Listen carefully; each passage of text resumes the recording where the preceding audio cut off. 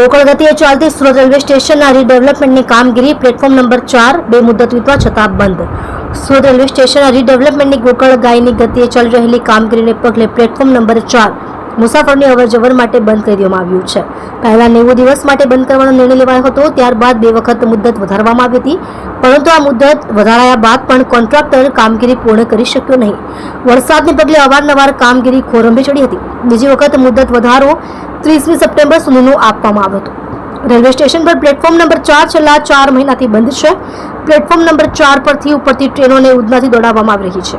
30મી September સુધીમાં કામગીરી પૂરી થઈ જશે તેવી કોન્ટ્રાક્ટરે બાંહેધરી આપી હતી, પરંતુ બે વખત મુદ્દત વધારવા છતાં કામ પૂર્ણ નહીં થતા હવે અચોક્કસ મુદ્દત માટે એટલે કે બીજી નોટિસ જારી કરવામાં નહીં આવે ત્યાં સુધી પ્લેટફોર્મ બંધ રહેશે.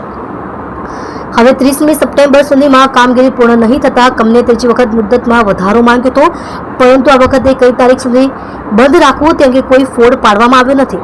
હવે અચોક્કસ મુદ્દત એટલે કે બીજી નોટિસ જારી કરવામાં નહીં આવે ત્યાં સુધી પ્લેટફોર્મ નંબર 4 બંધ રહેશે તેની જાહેરાત કરી છે. હવે સુરત રેલવે સ્ટેશનના પ્લેટફોર્મ નંબર 4 પરથી ઉપરથી જે ટ્રેનોને ઉધનાથી દોડાવવામાં આવી હતી તે ટ્રેનો હજુ પણ ઉધનાથી જ દોડાવાશે.